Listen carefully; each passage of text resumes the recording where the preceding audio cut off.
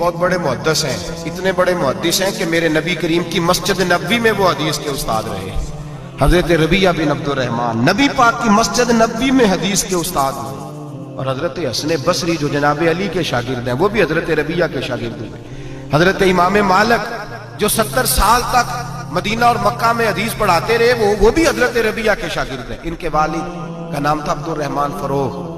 तारीख बगदाद में लिखा है कि बनु उमैया के दौर में, ताबीन के जमाने में जनाब अब्दुर रहमान बिन फरोग घर से चले गए। एक रवायत है बच्चा छोटा था, एक रवायत है बच्चा अभी मां के पेट में था, जिहाद करने चले गए।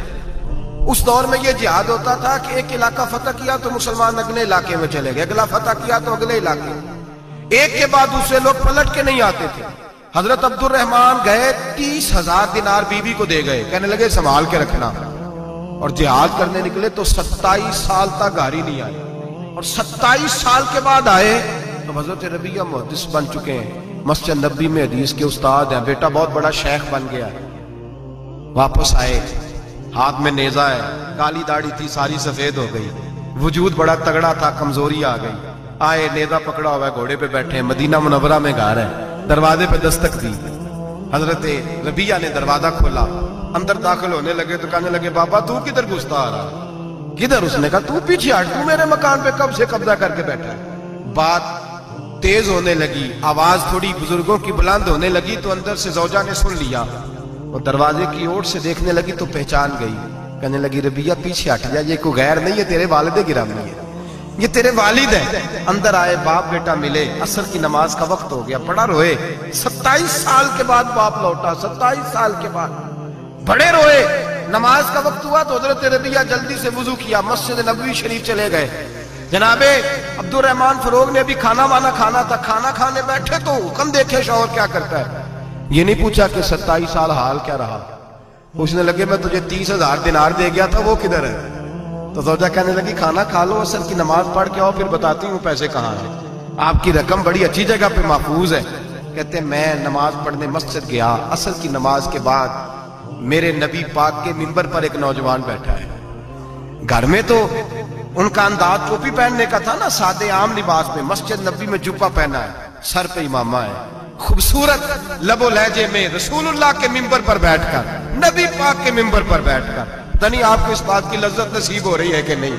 आम जगह नहीं, नबी पाक के हुजूर के मिंबर पर बैठकर नबी पाक की हदीसें सुना रहे हैं, इतना बड़ा मुकद्दर। कहते हजरत इमाम मालिक जैसे लोग, ख्वाजा हसन बसरी जैसे लोग कागज कलम लेके हदीसों की समाअत कर रहे हैं, उनसे दर्स ले रहे हैं। जनाबे अब्दुर रहमान कहते हैं मेरी नजर उठी, कुछ बूढ़ा हो गया था, कुछ उस वक्त वो टोपी में सादे लिबास में थे, पहचान ना पाया। एक शख्स से पूछा यार है तो जवान पर इसके चेहरे की नौरानियत मेरे दिल को भा गई है तो जवान पर इसका हदीसें बयान करने का अंदाज मेरी तबीयत को घायल कर गया। ये कौन है जो नबी पाक की मस्जिद में बैठ के हदीसें बयान कर रहा है? कहते इमाम मालिक कहने लगे बाबा जी चुप कर जाओ, हमारे उस्ताद के बारे में ऊंचे लबो लहजे में बात ना करना, देखते नहीं कितने कितने लोग बैठे हुए खामोशी से। तो मैंने कहा मुझे भी तो बता दो ना है कौन?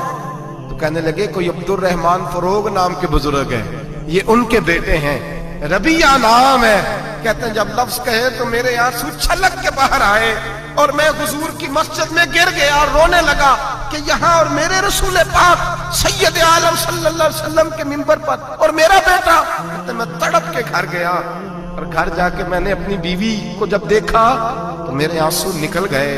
मेरी बीवी समझ गई कि ये मेरे मुहद्दिस बेटे को देख आया है। कहते हैं बीवी रो के कहने लगी मैंने आपके 30,000 दिनार आपके बेटे को मुस्तफा करीम की हदीस का उस्ताद बनाने में खर्च कर दिए। मैंने वो 30,000 दिनार खर्च कर दिए, 30,000 दिनार आपका बेटा मैंने। तो कहते हैं मैं अपनी बीवी की तरफ देखने लगा, मैंने कहा कुर्बान जाऊं, मैं अगर अल्लाह के दीन के रास्ते में था, तूने मेरे साथ नेकी की है, मेरा बेटा भी दीन के रास्ते पे लगा दिया।